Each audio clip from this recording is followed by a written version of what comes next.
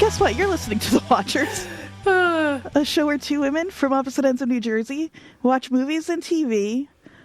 Just to remind everybody, either about New Jersey or deeply inspired by New Jersey, or not at all related to New Jersey sometimes, but with Jersey vibes. That's right. And this one, yeah, the vibes are strong. The vibes are strong. The vibes are good. The vibes are good, and they're strong. And you're Jodie. And I almost said it. I'm Andrea. Put that on the bingo card for our show. God. Yeah. Oh, this was so fun. Widow's Bay episode 6 and 7.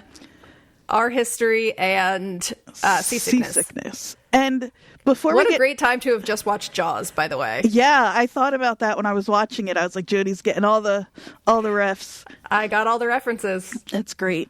Yeah. Before we get into 6 and 7 individually, I just want to say, so smart of them from a storytelling perspective, but also from like a give the people what they want perspective. Give us the flashback episode. Cool to do it this early in the first season. Yep. And then right away, so that we don't feel like we're waiting a week. And it paired so well. Like, so well. Even I was surprised when the lights of Wyck's truck came on at the end of episode 6. I was like, oh, we're back in the present. Here we go. And it just picks like right up in a way that like they could have done the thing where they end with them digging and they open with them digging, but they just shifted enough. It's really cool. I was thinking if this were an hour-long TV show, I wonder if it would have been threaded more. You could have overlapped. Like 6 could have been an overlap between 5 and 7 in a way. I'm glad they didn't. Yeah, I like totally it as a standalone because I said this last week, I think, but I don't rewatch television very often. I have watched each of these episodes at least twice so far, and I will watch it again probably. Like, so when we do Yellow Jackets or another sort of mystery box show, I watch for every little detail, right? I'm watching it again to be like, what did I miss? What is going to be said on Reddit that I'm going to wish I had said on the podcast because I didn't look closely enough? Yeah, I didn't screen cap and right. That's not what I'm doing though. No, I'm rewatching it for the fun. joy of it, totally. And I'm not even like obsessively closely rewatching it. I'm just hanging out. Like, it's so fun to just be in this world. Like, I will be devastated when this season ends. I'm not ready. And I'm not close. I don't even want to think about it, but we only have 3 episodes left. I'm not worried like, oh, are they going to stick the landing? Am I going to be disappointed? I trust them. They know their tone. They know what they're doing. They're not holding on to things super lightly. I feel like, like there's not it's not, how can I say this? Like in a way that makes sense. The lore is there, but it's like, if you miss bits of it, you're still having a good time. Yeah. Yes. You don't have to be like an obsessive watcher to enjoy this at all. Yeah, there's so many shows we've watched that I've loved that feel like work, not just because we cover them on the podcast, but because you really have to. Yellow Jackets is a great example, a show that we love. But that really feels like clocking in when it's time to watch. And this is not that at all. No, it's really like, you know, if you want to be the screen capping person, which I have been screen capping this recently in the last couple of episodes in some rewatches of early episodes, but not because I'm like, oh, I have to figure this out, but because like there's fun Easter eggs everywhere. And I watched an interview with Katie Dippold where she was talking about this. The interviewer asked her, like, is there an Easter egg that you put in there that you are hoping people will get or like they haven't yet? And she mentioned one that we both noticed, I think, which is the one where when Patricia puts the book down on her nightstand during the Beach Reads episode. Yeah.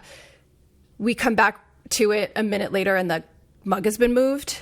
Like, that's not like a reference to something, but it's like a, hey, something's going on here. Right. Yeah. I don't remember if we talked about that on mic, but no, I don't think we did, but I definitely noticed it, and it was kind of like the book being like, don't put that on me, you know. So I've been doing more screen capping lately just because of like little fun things I'm finding. So in the Sea Hag episode, when Tom is on the phone with the sheriff is writing something in a notepad. And at the first couple times I watched it, I was like, whatever, he's taking notes. This time I zoomed in and screen captured it. It doesn't give me any clues, but it's hilarious. It says, victim, underlined, old woman, old in all caps, possibly damp, faster than old woman should be, exclamation point. Yes. Possibly damp really got me. So good. Yes. And then I screen capped the wall of the police station, and there's a whole bunch of missing posters behind the sheriff, different missing people. I screen capped the spell book that Patricia has.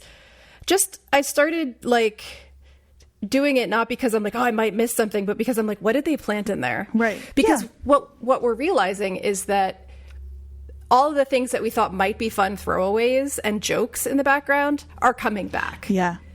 Right. So to tie it back to this episode, there's a picture on the wall of the Historical Society in episode 1 of the front of a house with boarded up windows and a figure in the window.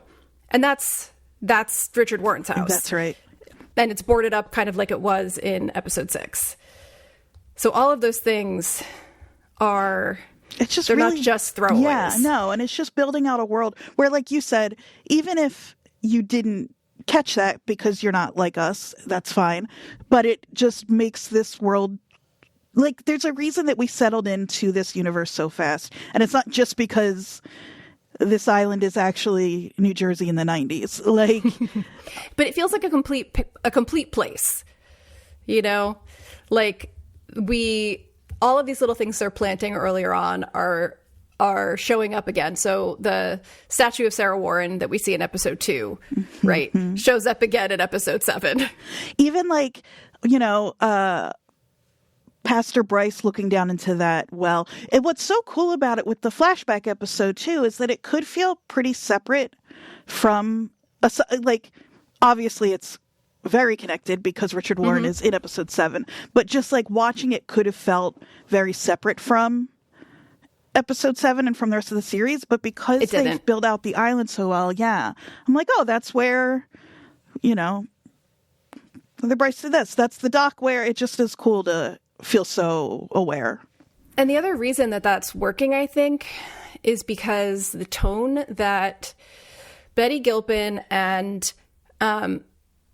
Hamish, what's his last name? Linklater. The tone that the two of them take in this episode is the perfect cross of serious Puritan language and the faces that Matthew Rhys makes throughout the present day episodes. It would be the easiest thing in the world to be just 2 steps over that line in one way or the other, and it wouldn't work. If they went a little too serious or a little too drunk history, jokey, whatever. Yes. It would feel like it didn't fit with the rest of the series. Totally. They have a tightrope that they're walking, and it's really working. Yeah, and I kept being it's 1 degree more and it would be Mel Brooks, which would have been fun too. 2 degrees more and it's drunk history. Yes, exactly. And they really... And I love Mel Brooks, but that's not what this is, right, Yeah. The flashback episode was, on the surface, I feel like it read more horror, less comedy. But the comedy that was in there was so surprising in the moment and such a jolt that I did chuckle out loud numerous times. I had a couple of big laughs in this episode. So we're not gonna do a plot recap of it. The stuff I think I would like to note are, as per usual, like you just said, a couple of big laughs. I'd love to pinpoint a couple of those. And just what we need to know if you were watching episode 6 not super closely to move into episode 7. Yeah, and then the things that came up in 6 and 7 that are answering questions that we've had in the past or moving plot points forward for the next 3 episodes, I think those are important to talk about. Before we do that, though, we missed something. Uh-oh. That no one else has mentioned because no one else is taking this from a Jersey perspective that I know about. But there's something that I'm really mad at myself for not noticing. And it was one of those, is this a reference or isn't it? But because Katie Dippold is so Jersey, I feel like it was. tell me the guy cleaning up from the spill at the convenience store wasn't a Clerk reference. Oh, I meant to... Okay. Clerk's reference. I had a flash of wanting to ask you that as we were talking about it. In the moment, and then we passed by it, but it is... Like, the milk ladies. And yes, the milk, exactly. Yeah. 1,000,000%. I think so. If for nothing else, we have to get Katie Dippold on this podcast to ask her that question, because it has to be. And if it's not, it's just that it's rooted. It's like it's like Joseph Campbell, but for New Jersey. It's like, sure, you know what I mean? It's like an archetype that is built into our DNA. Like, that gas station convenience store could have been the Clerk's convenience store moved to a creepy New England island. Absolutely. And that guy could have been an annoyed, frustrated Dante at the end of his day, who just wants to like go break up with his girlfriend and get back together with his old girlfriend. Yeah, he wasn't even supposed to be here today, and now exactly. now the mayor is all the mayor's possessed. Yeah, like that's a crossover I'd watch. Maybe that is a crossover I'm watching. Yeah, right. So I just had to mention that in case anyone thought we hadn't done our due diligence. It's been on my mind since that episode, and I can't believe we never said it. That's right. So just to keep ourselves somewhat organized, let's start with episode 6. Yes. Talk about what we thought was important, interesting about it, and then go to episode 7. And along the way, we can tie stuff together. Sure. So I am obsessed with the vibe of this episode. Yes. The references to Puritan history, especially as someone who grew up in New England and is steeped in how old this fucking place is, but yet how old it's not compared to England. I have to pause. Yeah. You grew up in New England. No, grew up in, New Jersey to me now is a part of that, like the Northeast. Okay, let me take that again. I need to be very specific with my language. You're right. Thank you for correcting me. You're so right. I grew up in the Northeast. Where the original 13 colonies are, right? A part of our history as a country that I heard so much about growing up that it was like the only thing that had ever happened was that these dudes came over from England. Jodie, I know New Jersey, we've got a lot of it. If you grew up 10 minutes from Philadelphia, so all of your field trips and family trips were to Philly and not New York, do you know how many fucking times I have been in the went to the Liberty Bell? Well, the Liberty Bell too, but the goddamn Betsy Ross house. I could draw you a map right now of the Betsy Ross house. I know. And the number of places in New Jersey that claim that Washington slept there. Yes. It's every other house. Yes. Like, I probably could claim that Washington slept in my house in Glen Rock, and people would believe me. And it's funny is I didn't realize that I just assumed it was true. He was just traveling along, and we somehow knew. He just crashed with a lot of folks. Yeah, I don't know why. He was couch surfing before it was a thing. I was literally in my mid-30s making a podcast about New Jersey before it was brought to my attention that there's no way. Yeah, no, that was my general point, which is that the Puritan lore is something that anyone who has grown up in the original 13 colonies, especially closer to the New England side of things, is very familiar with. And as someone who now lives in New England and whose family is all up here now, like both of my brothers are in northern New England, one is in Maine, for years, every Christmas present from him was from LL Bean. Like, it's a very specific vibe that they're doing very well. I can't believe I'm going to bring this up. I can't believe I'm going to give you the opportunity. Okay. How much bigger than Plymouth Rock? I can't believe I'm asking you this. Is the Glen Rock? Oh, I am so excited you're asking me this. I can't believe I'm doing it. I'm regretting it already. Did you know that it's a glacial erratic? If I know anything about the Glen Rock, you know that it's a glacial erratic. I know that it's a glacial erratic.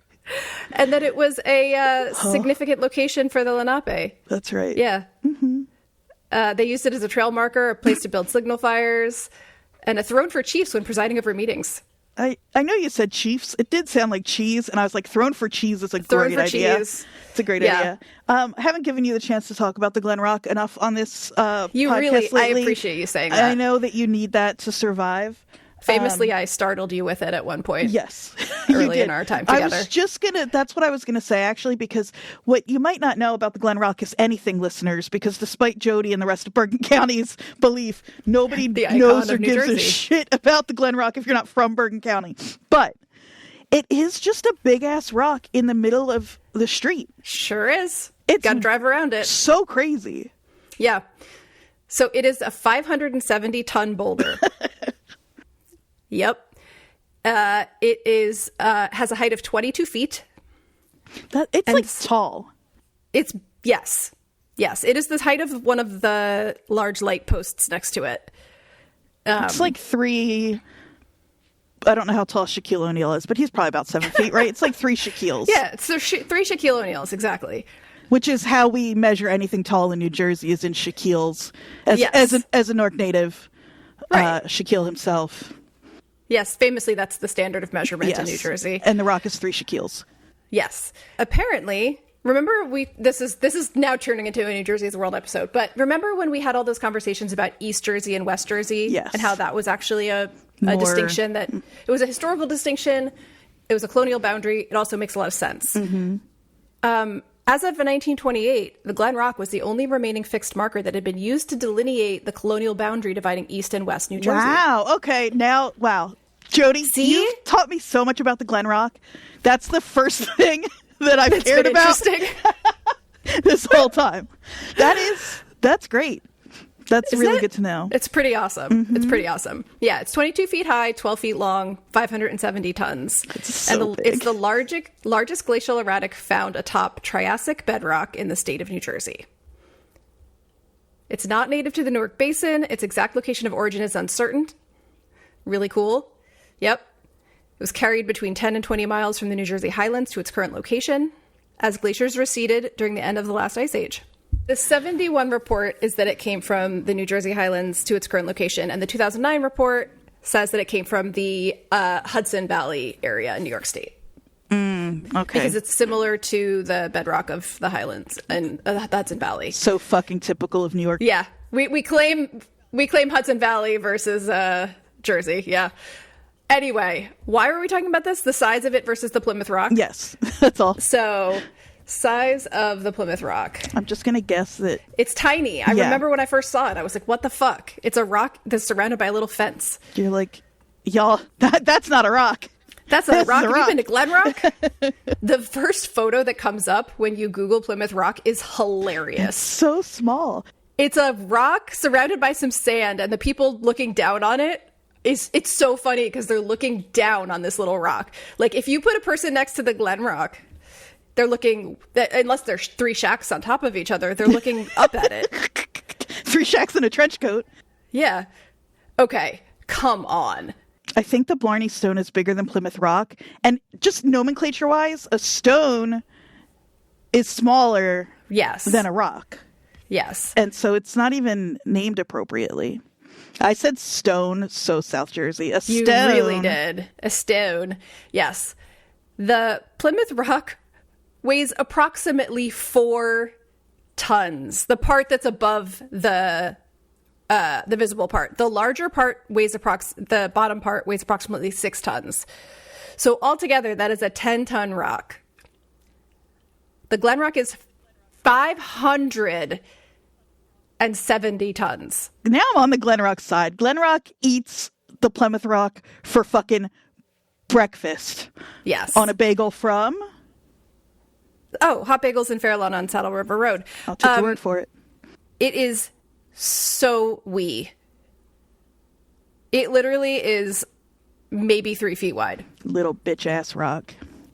According to the Reddit post that came up when I Googled the Plymouth Rock and how big it is the Plymouth Rock is quite literally a large rock in a cage. It is nowhere near the size of my imagination or anything I remembered learning in school. That's right. Okay, I'm going to say one more thing about it and then we can move on. I don't care if our whole podcast is about the Plymouth Rock, honestly. Like, you know what you're here for. The most South Jersey thing that has ever happened on this podcast, which is I have talked so much shit about the Glen Rock. The second it's in competition with another state's rock, I'm suddenly its biggest defender. Yep. That is very New Jersey. Famously, when you meet someone from, this is a Chris Gethard and you conversation, but when you meet someone from Jersey outside of the state, it doesn't matter what part they're from. Nope. You're like all from the same place, even if you've never heard of half of the towns where they live. Which is always the case for me when I meet someone from Jersey outside of Jersey. No one knows where I'm from. Gibbsboro is a real place. That's right. So all that to say. The Puritan vibes here are great, mm-hmm. as is Betty Gilpin's perfect tightrope walk of meek, terrified Puritan woman in a horror movie and Parks and Rec character looking at the camera every now and then, even though she's not actually cracking a joke. Yeah. She's astounding. This show is full of so many great actors, but I was just so on board with her, and I'm not super familiar with her. I know her from Glow, mm-hmm. and she was great in Glow. But yeah, she's perfect. She has that like Northeast Puritan face. She really also does. She does not have iPhone face. No, she has Puritan face. She is obviously in fear for her life from her husband pretty much immediately. Every time she asks someone before she meets him if he's a good man, they are like, so anyway, let's talk about something else. But I was looking on Reddit and they mentioned something about, like, not to jump ahead, but like at the end of this episode, she and the 5 children escape on a boat. The wife of the doctor is a zombie, gets shoved into the water, most likely turning into the sea hag in my head anyway. But the idea is that at the end of episode 7, they think the curse is broken because they have killed off still animated, I was going to say reanimated, the still animated corpse of Richard Warren. But clearly there's another descendant, at least one. Right. And our first hint of that is way back in episode 2. In the hotel. Right. Oh, no. Episode 1. It doesn't matter, but it is our first shot of the painting when he says, like, I thought you were going to get rid of, take down the more challenging ones or whatever. Yes. And so we get another shot of that painting in episode 7 that is directly focused on a small child in the water. And also, notably, there is a hand holding possibly an oar coming from the right side that is shown. So clearly, one of the kids survived. One of the kids survived, and that kid is clearly very young. And depending on who rescued them, it's possible they don't even know, like even the person who rescued them, that it was Richard Warren's kid. Right. And so maybe just to tackle that bit now, since we're kind of not considering this in any specific order, mm-hmm. the thing that you and I both noted when watching it was that when the still animated corpse of Richard Warren is in his gift shop, he wants to see his children's things. The daughter's doll is in the case, but it is not wearing the brooch that Sarah gave her. And so then the Reddit detectives also noted, I'm not going to claim that I saw this, that when they were opening the locked box in Tom's bedroom. Is there a fucking brooch in there? There's not a brooch. They didn't make it that obvious. But there is a box, like a jewelry style little box, that is just the right size for a brooch. Okay. Huh. So the running theory that I think I now subscribe to is that Wyck's wife is a descendant, and therefore so is Evan. Wyck's wife, you say? I'm sorry, I didn't mean Wyck. Tom's wife. Tom's wife is a descendant, and therefore so is Evan. It's funny. I love and trust this show so much that when we were talking about the brooch as a clue yesterday or whenever mm-hmm. it was, I was like, I think it might be a little too obvious for it to be Tom's wife. Mm-hmm. And now as soon as you said there's a hint that it could be her, I'm like, that's fine. Okay. I'll allow it. It wasn't my first thought either, but then it makes so much sense because it's like, if we want to put Tom in a really desperate position, the one thing he cares the most about is protecting his son, and then his son is the descendant of the person that he just like took a Jaws boat out to dispose of. Like, right. So I think it's a perfect, like, as many of these old wives' tales, so to speak, are parables or lessons, like, it's perfectly fitting for it to be his son that is the one that he has to reckon with. That's totally true. I liked the idea of it maybe being Patricia, though. I know, but I feel like and there's nothing to say there can't be more than one. It's a probably inbred island if no one can That's leave. A good point. Like, everyone's probably somehow related. Especially, up until, But then someone else on Reddit did point out that, and I noted how weird the wedding vows were, and I kind of took it as a joke. But again, it's one of those things where I'm like, oh, it's a joke, but is it? Because in the vows, the priest said that love can't be drowned. And so it's like, maybe she didn't drown. Maybe she survived somehow. But she's not from the island, so she could get off the island. Frances, the little girl, would die if she got off the island. So she had to go back to the island. Right. But I do think there's something to, like, all of the leaders of the island being kind of conscripted into this covenant with the island. And now Tom has eaten the mushrooms, whether intentionally or not. He is now also conscripted into some sort of covenant with this island. He just may not totally realize it yet. Because it came to him. It did come to him. And Richard asks if he followed it, and he said no. But like the island or the demon or whatever the fuck it is uses desperate men, right? And it'll Tom come is desperate. back. Like I don't imagine that if you say no to this dark entity, that it's like, all right, cool, can't hurt task. Okay, yeah. I also, so speaking of other things that we made connections to this episode. The church bell tolling and then Richard having to go, like, that seems to be a signal from the island that, like, a sacrifice is needed or something like that, because shortly after it rang, even though it was chained up, Bryce, the priest, killed himself. Right. After looking through all of that paperwork and finding out, like, the horrors of what had happened before him, most likely some sort of human sacrifice. Right, exactly. So... yeah, I think that church bell, like, we knew it meant something, especially that it was going off while chained up. But the fact that it goes off and then immediately Richard leaves because he has work to do is totally. Oh, yeah. Okay, this is dark. So please know that I know this is dark. Okay.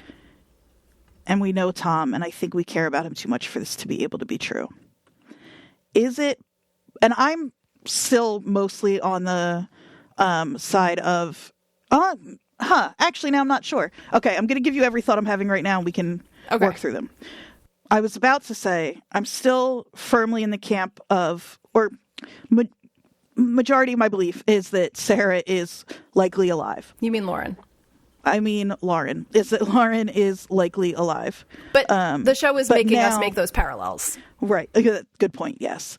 But then the fact that what we're pointing to now is at some point we're going to get to the last person in the legacy that has to be killed. Yeah. And for it to be Lauren, for us to find out she's alive, but has to, like, it just feels a little messier just than it's Evan. Yeah, right. So now I'm back and forth on that. But now this is the dark thought, unless you want to say something about that first. No, God. So here's the dark thought I'm having. Is this, it's not, but could it be the kind of show where we find out that, because we know that Lauren lived much longer than we assumed, like at least a year or more. That little kid is in those pictures. Yeah, it's like a toddler. Is it possible that the island demanded a sacrifice back then? And we've said, like, if Tom was part of any of this, he's blocked it out. Is it possible that because she was in such an altered state, he couldn't handle it? It was scaring him. We know that this is another show of also there's misogyny. We know what, like, postpartum depression, postpartum psychosis is something that's not talked about very often, that he was more willing to offer her up than we might have expected. So, I understand why you're asking that, but I think your first instinct that is not this show is the correct one. Right. I think that Tom, having generally a good heart and being a desperate guy, if anything, I could see him allowing her to be taken away, not to be sacrificed to him, like in his mind, but to be cared for in possibly an old hospital on the island that you're not allowed to go to. Right? Like, which would be bad enough, especially in this show, to be like, you know, understandable in a kind of way. Because I don't think Tom knows about the fact that the island demands a sacrifice. I think that's true. I think he knows weird shit's going on, and that maybe he believes a lot more of the supernatural evil shit than he lets on, and he's trying to block it out. But I don't think he has any idea that the island is like demanding human sacrifice, because he's constantly shocked by everything going on around him. That's and even if it were subconscious, like we said, something that he had buried, like we'd have a sense of it. Yeah. So I could see it being like his wife was in this stupor that they tried to make it work. He couldn't shake her out of it. They put her away, and like they don't speak of her because it's better for Evan for him not to have a zombie for a mom. Exactly. Right? So, and also because these people who get infected with this quote unquote madness seem to then become violent. Yes, that's a really good point. And so too. If she's violent around the kid, it's really easy to be like, okay, she can't be here. Because it seems like in our plague-infested 1702 village, the people that are getting infected, they start with a headache, then they get yellow eyes, or eyes filled with yellow moons. The way they said it was really interesting. And then they get, like, then the one example is they went to see the guy the next morning and he was, like, gouging out his wife's eyes. So they all get violent at the end. Yeah, that's a good point, too. And I know that what I'm about to say is very obvious, but that's another cool thing of now we know what the plague looks like because we got this flashback without them having to bring it actively into episode 7 in such an on-the-nose way, so we can be watching for and it more subtle reflects signs. Back to Shep, right? Yes, exactly. He gets violent, he attacks Tom, and then he dies because I don't remember why, but he dies. And so we now can reflect back and be like, oh, that's what that was. Yep. Right? And then the bell tolls. And so the island wants a sacrifice. They haven't given it one. The priest finds out that's what he's supposed to do, and he kills himself. Right. Maybe thinking he'll be the sacrifice, but I guess the island doesn't care about suicide. That doesn't count. Seem to be, it doesn't seem to count. So and we see that the chair under the house, the gross chair with the doors in front of it is there. And so and the coolest thing to me, this is so stupid, but I was like, when she pops out of the well, I was like, that's how the well connects. There we go. Yeah. Like I've got a mental map now. Like the well's over here and the house is over here and there's a tunnel and it goes like little winding way and then there's a door and you go in the door and there's a chair. Cool. Got it. Yeah. That was maybe one of my favorite things about these two paired episodes. I wanted a little illustration, a little old-timey map with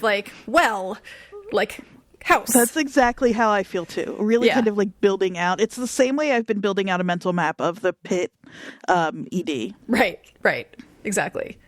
So it made me really happy to kind of put all those dots together. In the it's also misogyny camp of this whole thing, all of the jokes about Sarah and her role as his new wife were so fun. Okay, this is one of my biggest laughs was when she goes and is talking to the committee minister or whatever before the committee. Before that, okay. And she's terrified because she's just watched him murder what's his name. And she's talking to that pastor and she's doing such a good job of playing terrified, but she manages to be so funny when she's like, I could learn. She's like talking about being almost 40 and going back. And I have the exact line because it's so good. Please share it. She says, perhaps the life of a childless woman without a husband is one that I could come to bear. Enjoy. I am but 4 and 10 years almost. Allow me to wither in my father's attic. And just the way she delivers it. The fact that, because we talk about them, the tone being the horror comedy and the but she's doing them both at the same time. Yep. It is There's a couple of other moments like that where the one I was thinking of that I thought you were talking about is when she bursts into the committee meeting and she's like, Richard Warren is alive, and then she realizes that she's supposed to be polite. She does a little curtsy, like a little yep. Let me tack that on. Yeah. And she gives them a little chop when she's like, here's the plan. Let's go get them. And clap, clap. Really good. And then, of course, the moment when the assassin comes and is about to kill her. And she just gives a really aggressive point. A really aggressive point for our listeners because they can't see me. Yeah. That was the most Mel Brooksian. I told you it reminded me of Top Secret because I know that's your reference, or like Airplane. It was also sort of Monty Python. Like Monty Python, when they walked into the Puritan village, I kept hearing "Bring Out Your Dead" in my head. Totally. Not dead yet. Yeah, I feel happy. Monty Python might actually be closer, but it's just in that sort of milieu. Yes, exactly. There's a lot of echoes of present day in this that we've talked about already, but there's also the fact that like when they send the assassin to kill Richard Warren, they stab him a bunch of times and he doesn't die, just like they tried to shoot the boogeyman a bunch of times and he doesn't die. They sealed the boogeyman in concrete underneath his house. He is definitely still alive in there. He is definitely alive. Yep. And the thing I am most excited for to happen on this show is for Patricia's story to be corroborated by the boogeyman himself. Patricia's vindication. Absolutely. This boogeyman who has been buried. You know what I want? I want us to find out that every 50 years or whatever, just the way this island goes, the people of the town or the island end up having to bury somebody alive. Bury him alive. And they all start a support group as they get dug up. Well, Richard Warren missed his chance for that because now he's a bunch of bones and Vienna sausages. Mm-hmm. But I just texted you randomly as I was watching the second episode something about Vienna sausages. No, you didn't text me something about Vienna sausages. What did I say? Vienna sausages! Oh, that's all exclamation point. Yes. Got it.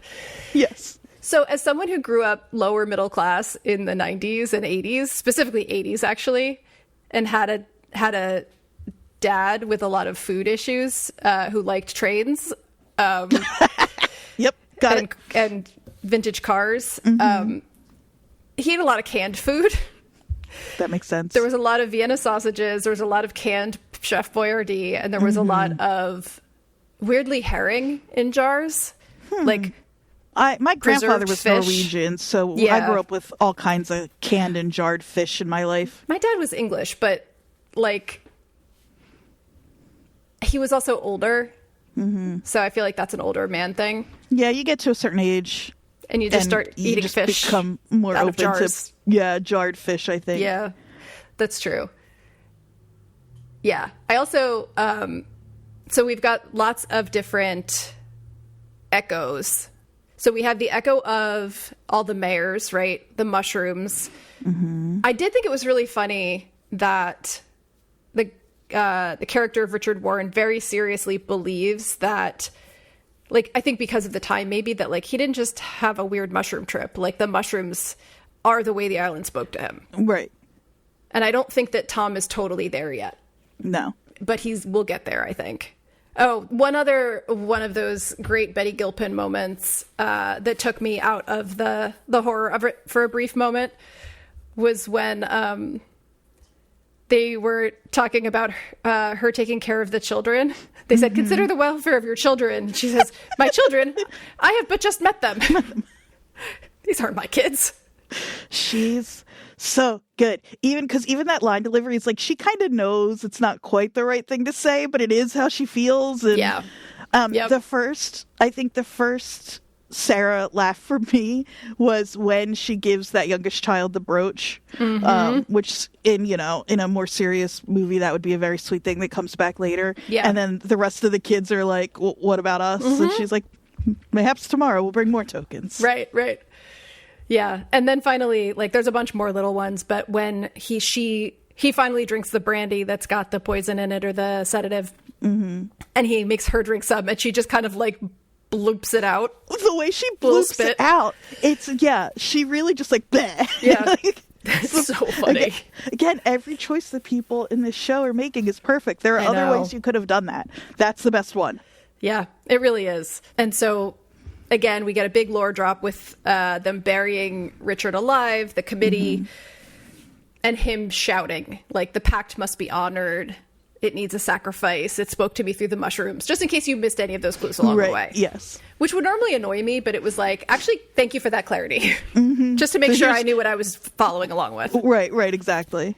And I mentioned it already, but the quick cut to it going black, you going, is that the end of the episode? Is there going to be a coda of any kind? What are we going to find out? And then the headlights of the car come on, and you're like, we're back in the present. Wait. And Wyck is digging. It's so good. To the tune of Brandy, which really is perfect. Just. Yeah. Again, a perfect show. Yes. So far.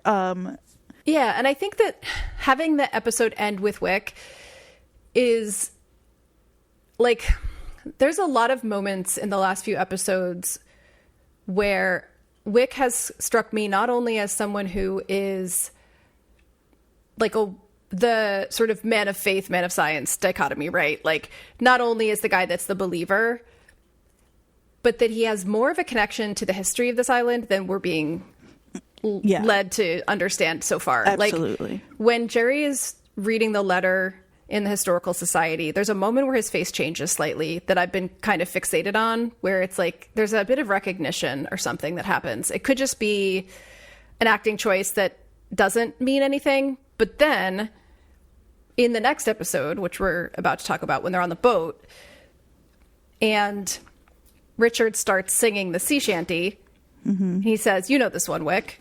You know this one, Wyck. Yep. He knows Wyck. Like, it's not just that they just met in, like, something else is going on with Wyck. Wyck has been around longer than we think, or something.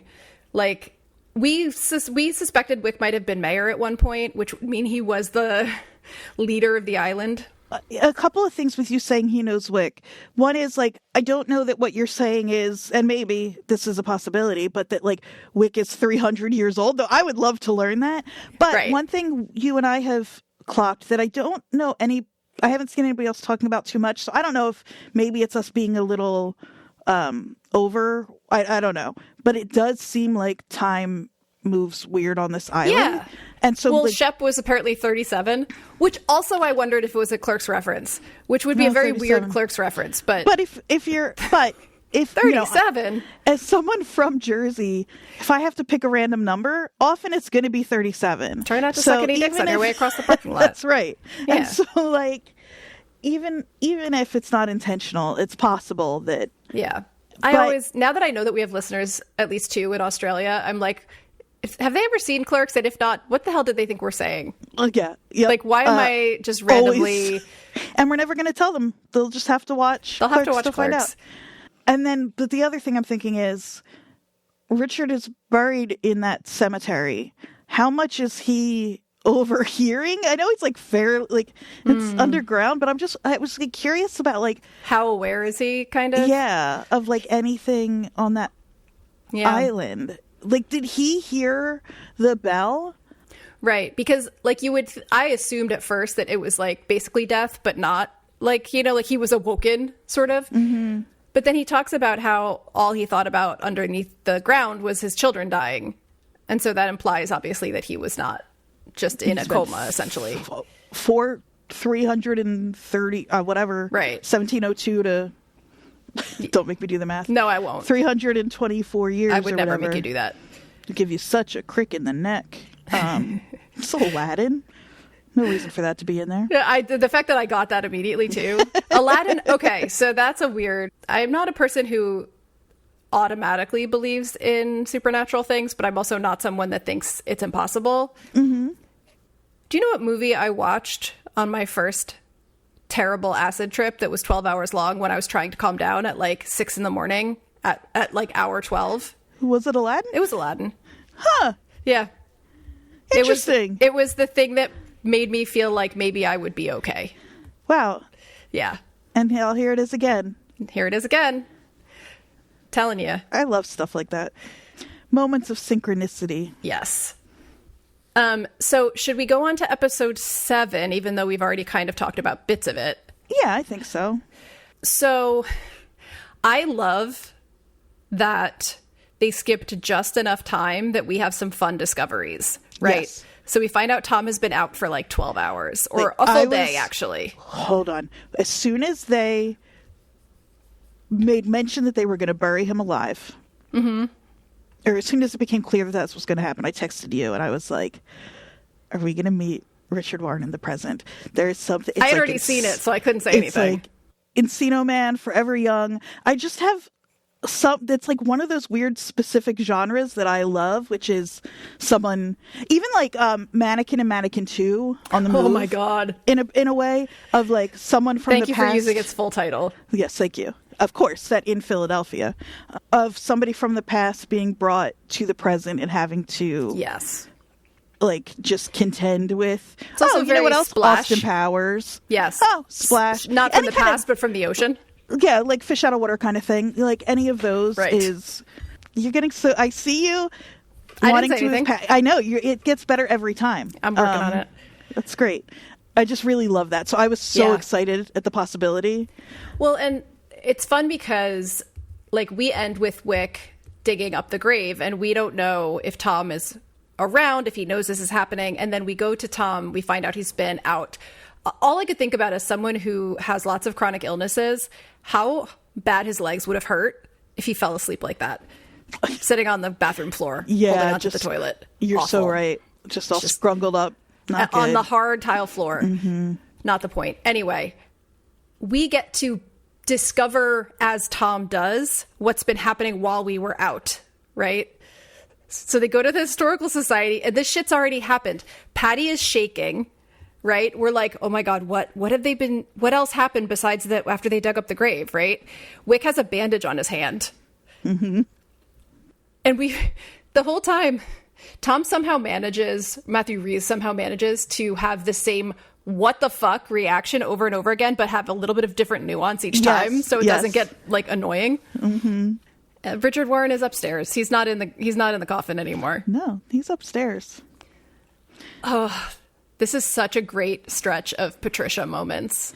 She's so good. I also love that this is a golden trio where they're all a little hapless. Mm-hmm. Like Wyck mostly has it together, but he's so over like he's so like activated all the time or like agitated that he like that's his. But they're all really kind of fumbling, and Patricia is so good, like really trying to muddle through this. There's the multiple times she comes into the room and scares the shit out of him because she forgot her purse. Right. But I'll give you to your privacy. My favorite Patricia moment, though, is the note. The notepad. The first page, hi, I am Patricia. Second page, are you mad at something I said? Are you mad at something I said? Immediate. Just. Yeah. I understand. Tom's conversation with him. Mm-hmm. Again, another like jump/laugh when he actually talks, and you're like, why are you writing notes to him if he can speak? Yeah, they didn't even try to find out if. No, apparently not. Talk. They just assumed. I don't know how that. Yeah, it's like, well, if we've broken science to the point where this guy is still alive after being underground for 300 years with no food or water, like, why would we think then he just has no voice? Or that, like, yeah. I also love Tom's note too, because I'm Mayor Loftus, whatever. Anyway, what is your name? Yeah, I know. Is he just being polite, like giving Richard Warren a chance to identify himself? Yeah. I was concerned. So this came up with Blair Witch. The idea that if you're trying to do something creepy, it's creepier not to show it. Once you show it, then you see the seams, you see the like makeup of it all and the prosthetics or whatever. I was really worried about what Richard Warren was going to look like. And at first they're hiding his face and you're like, they're trying to make it as creepy as possible. By the end of this episode, he looks like a guy with a bunch of makeup on, but in a way that didn't bother me. It was very it felt very What We Do in the Shadows, Flight of the Conchords, like it was clearly a guy in makeup, and yet I didn't care anymore. It just, I am always pro practical. I am fine if something is less realistic if it is practical. And it also kind of fit the story because when he first is exhumed, he's basically like a walking pile of rags. Like he is shaky and like can't walk very well. And by the end, he looks like a man. He's got his sea legs back, literally. It's like breathing life back into him. Yeah, like the boat is rocking and Matthew Rhys is flying off a bench and he's standing perfectly stable. Like, so it makes a little bit more sense that in the beginning we can't really see him and he's just this like shaky figure. There's also something about the tone of the show that allows for it. 'Cause something I didn't say when we were talking about episode 6 is it reminded me of one of those like historical reenactment towns more than that, like them actually trying to feel period specific. Like it just felt more like going to like Old Stonehouse Village in South Jersey, or I've never been to Wild West City. Wild West City, but like a city version running of wild. that. So then to have him look like... Sorry, I'm getting like, that's not Wild West City. That's another commercial. You've been activated though. Yeah, I have been. So him looking like somebody from like a haunted hayride or haunted house just kind of worked for me. Yeah. Like I just didn't care. Yeah. I thought I would care, and then I didn't, because I think they kind of also eased us into it. Yes. The fact that he signed that pact with blood, feces, and semen. All 3. Don't need all 3. Why all 3? What's going on? Blood's usually enough for the demons. Blood's usually plenty. Yeah. And then again, Tom's response to that of like dropping it and like wiping his hands. I'm glad that, so we got so much about that capsule, right?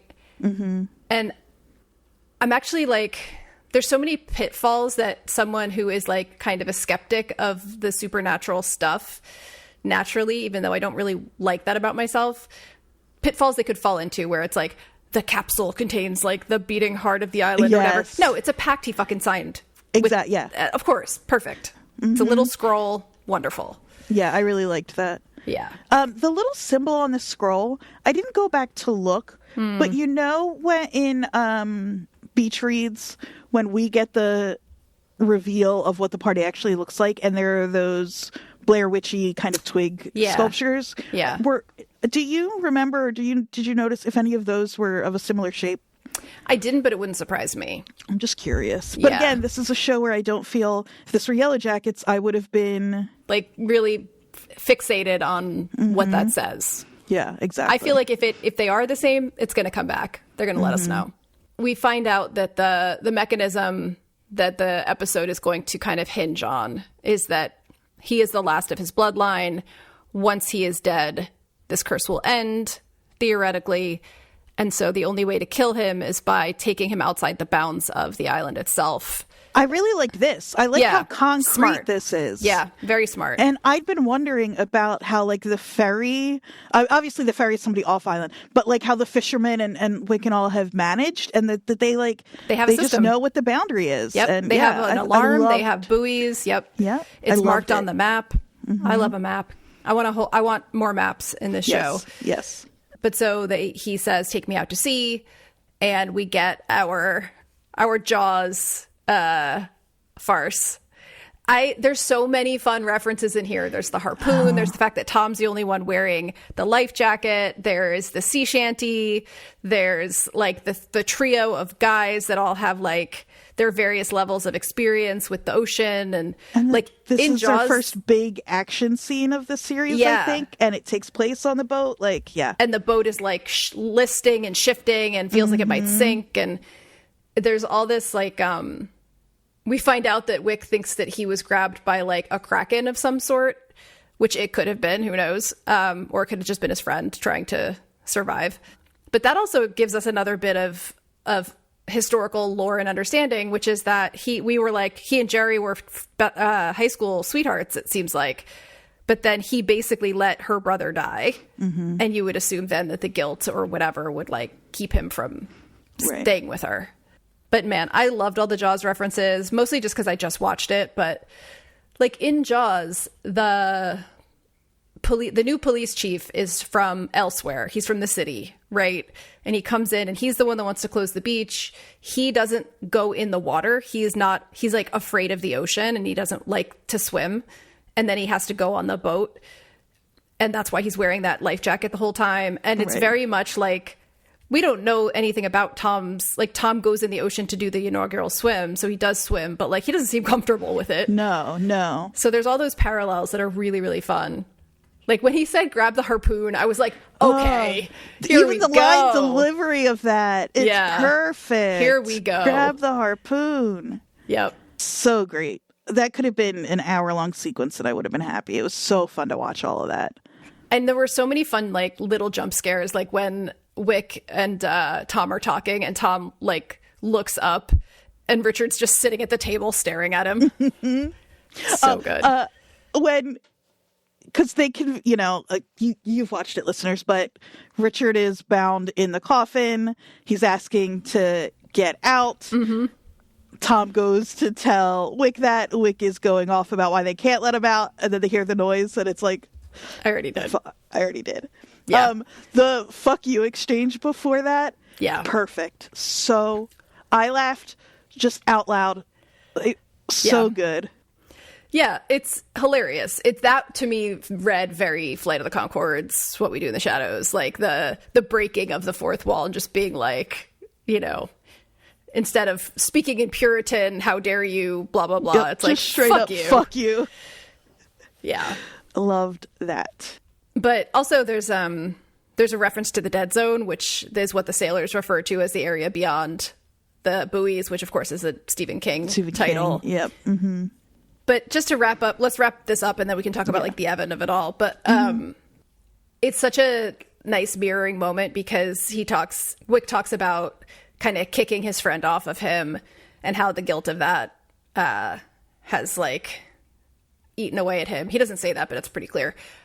And then Tom he gives Wyck the life preserver and then kicks him off the boat so that he can get the boat past the buoy, which is really smart because once again, Wyck can't go past the buoy. Yeah. And so it's literally like in the moment we think, oh my God, he's setting him overboard, that the Kraken's in there.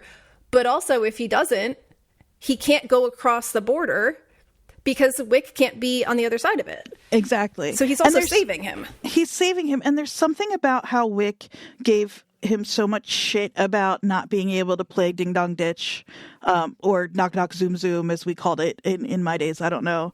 Yeah, if that was regional or what. I think it was. Yeah, it's not as good of a, the alliteration isn't there, but the difference between where like he doesn't knock him overboard until he has figured out a way to hopefully keep him alive. Yeah. Not that I'm blaming a young Wyck for not having had No, he was 16 and thought a Kraken was getting him. Right, exactly. But I do think there's something there to how that moment is paralleled but different. Yeah. There's also when Wyck is telling that story, he's like, Jerry Doyle? Museum Jerry from the historical... Yes, Jerry, Jesus Christ. The fact that they take the time for those little jokey moments makes me so happy.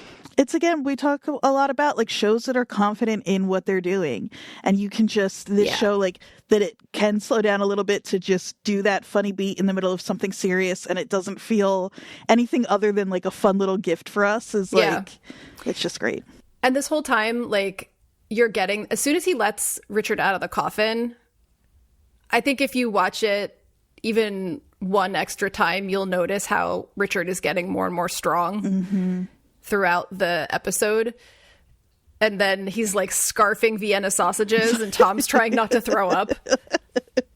I like that that's what made him so strong, though. Yeah. If this were set in Jersey, it would be pork roll. I'm not gonna fight it. Not gonna fight you on it. You know what I'm gonna say. I guess it would depend on where in Jersey it's set. That's true. So, but he succeeds. He did a really good job. They get past the buoy. Richard Warren turns into a bunch of bones and Vienna sausages, and they think they're good.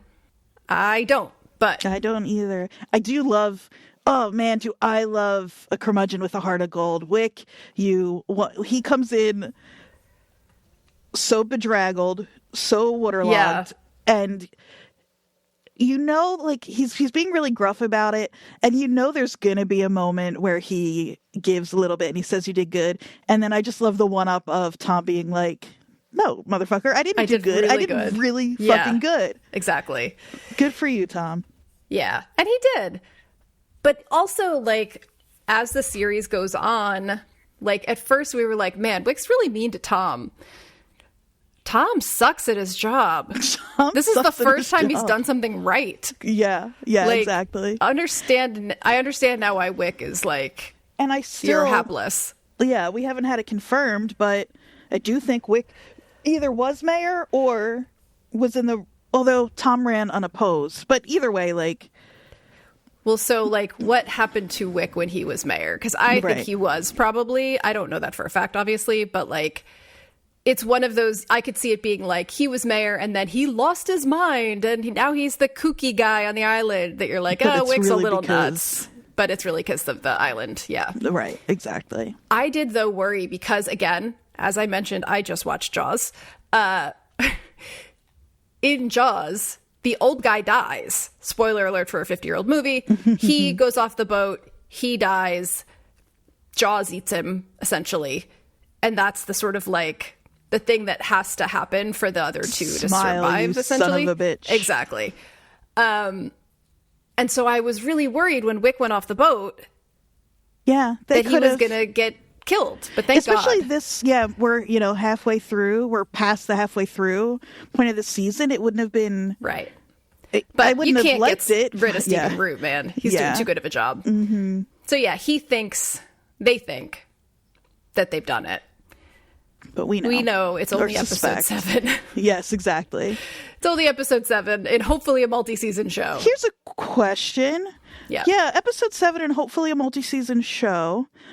But another thing is, the way this has established itself as in a similar way of the X-Files, where it's like Monster of the Week-ish.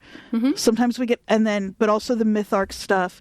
But like those myth arc episodes will often take place over the course of a season and some major thing will wrap up. Yeah. And then there'll be a new part or a new layer. And I just wonder is there a possibility that we get to the end of the last of the bloodline mystery, like what where did they go from there? I know. Yeah.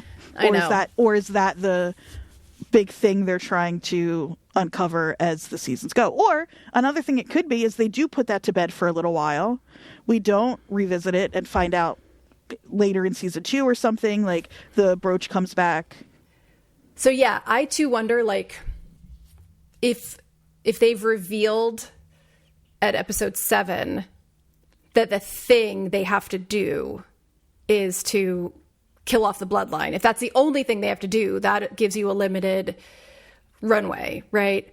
And so as we hope this is a multi-season show, I think we both trust that they have a plan because they've said they do, and they have shown no signs of not being sure-footed with this. But right. But it's interesting to think about, is this the big task or the big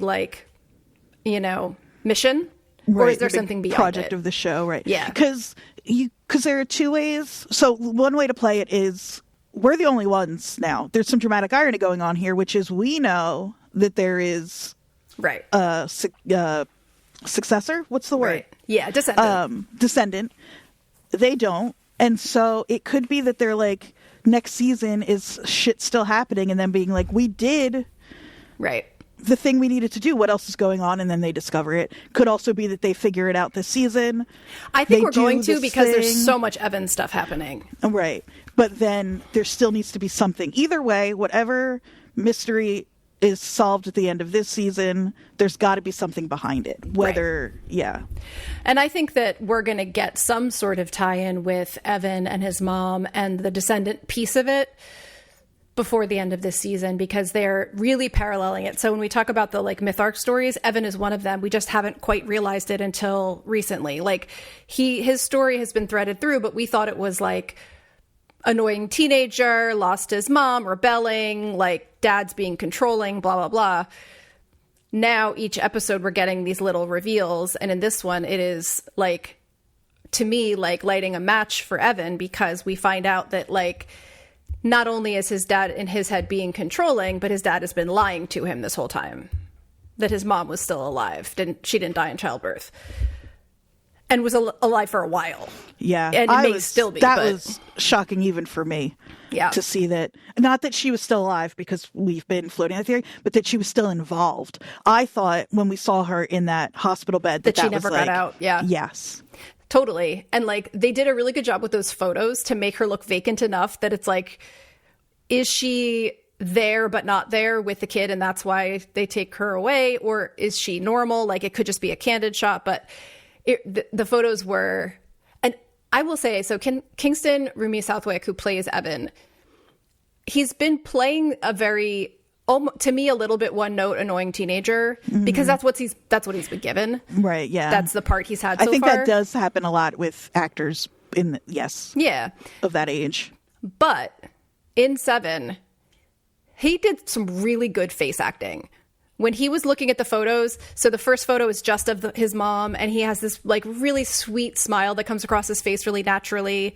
And then as he's flipping through the photos, you're watching his reaction, and it's really good. He does a great job of like very visibly shifting gears.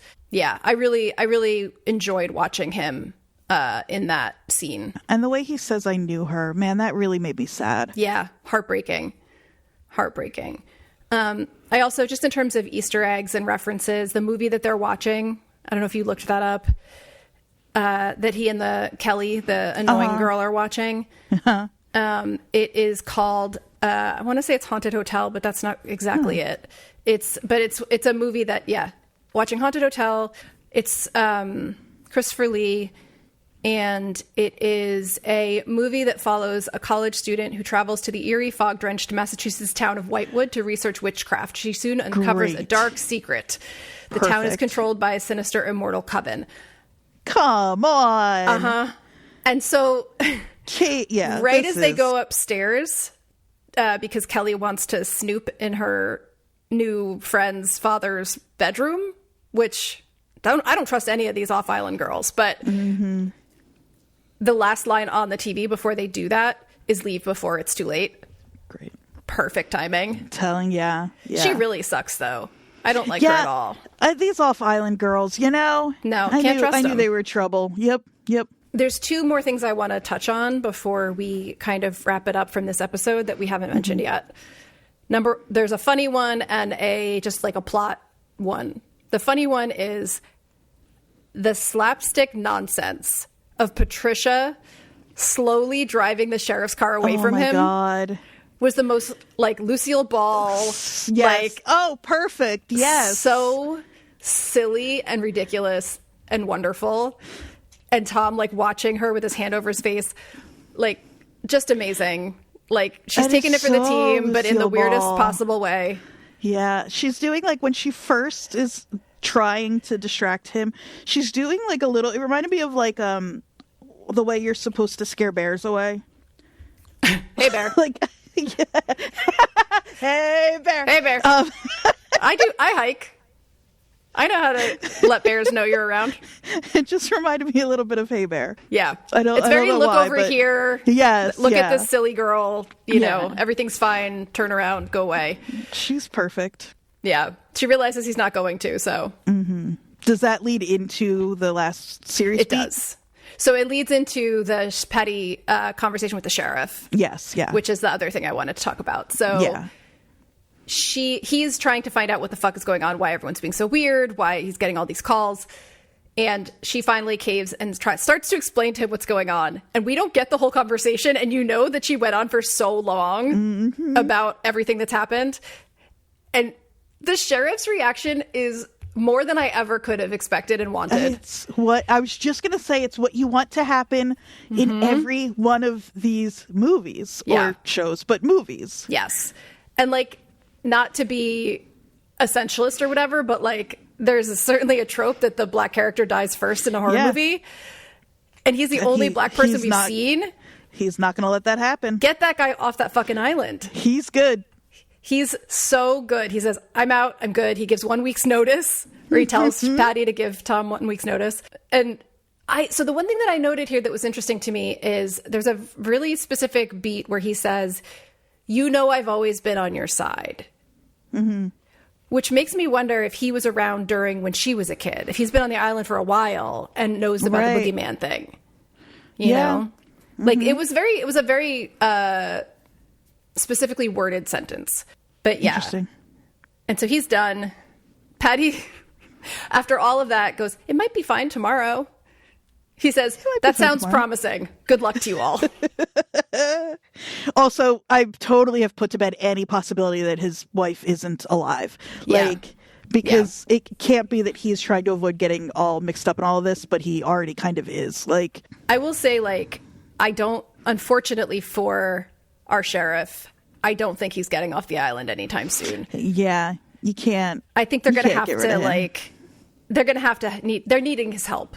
Yes. You know? And he will eventually, there'll be the scene where he's like, God damn it, you know? Yeah. But, yeah. Although, I think if Tom finds out that his wife is pregnant, if they're not from there, he will be like, get the fuck out of here. Yeah, that's true. If his wife is pregnant. That's just something that we're kind of speculating. Assuming, yeah. But, yeah, I do think that the sheriff needs to get a move on and get on a boat pretty quick. Mm-hmm. What a show. What a show. My favorite thing, I was just telling a group of people I co-work with that it is my favorite show of the year for sure. It's so good.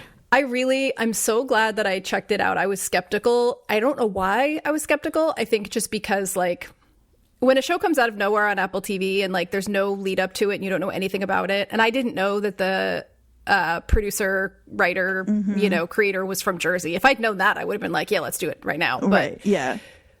But it just has been the most enjoyable, little gift. It's Friday. We have to wait till Wednesday. I'm like, how many times do I have to rewatch these 7 episodes between now and Wednesday? Because it's between this and the Great Pottery Throwdown. Those are the only 2 things that are making me happy right now. I understand. They're the only 2 things that are just soothing my soul at the moment. Mm-hmm. Very different vibes, but also not. But very also not. Very life affirming. So I think we did it. I think we did it. One last little thing that the Redditors have pointed out, which I don't know if this is actually a thing, but it made me laugh. Somebody named Metaphori wrote, am I the only one who missed this before? Richard equals Dick. Warren equals hole in the ground. Richard Warren equals Dick Hole. Dick Hole Street. Dick Hole Street. And it tells you that he's buried. Yeah, in the ground. He's underground. So shout out to that Reddit user. That's really good. It made me laugh. Really did. Yeah, that's great. But yeah, that's going to do it for us this week. We'll end on that note. Can't wait till next week. Jodie, no phone calls, no emails. I don't know where our listeners are right now. Excuse me. I don't know where our lovely listeners are right now, but we miss you. I'd love to hear from you. They're on summer vacation. They're at an island off of the Cape. You really might be right. I think we did get one new review. Yes, we did. Gin Enthusiast 3 days ago. 5-star review. Thank you. If you would like to leave us a 5-star review, head to Apple Podcasts. Yeah. Gin Enthusiast. In the 12 o'clock episode from season 2 of The Pit, the hosts asked for our favorite on-screen puke. Mine has to be, it's an inside joke from the recent horror movie Obsession. I enjoy this podcast. Woo! Thank you for that review. I haven't watched Obsession yet. It's on my list, so I'm really searching for that. And thank you so much for being the first brave listener to tell us about their favorite puke. I'd still like to know. Yeah. And if you want to tell us, you can email us at watcherspodnj@gmail.com. You can find us on Instagram and TikTok, although I haven't looked at the TikTok in months, so maybe do Instagram at watcherspodnj. You can find me on Instagram at Jodie_Mim, but please don't come there to tell me about puking. And you can call us at 856-336-8986. And you can find Andrea on Instagram with her 3 delightful pets at AQAndreaQ. Yes. And yeah, until next week, bang yourself in the head, get in the car, and go to New Jersey. I get some bagels from Hot Bagels in Carolina on Saddle River Road.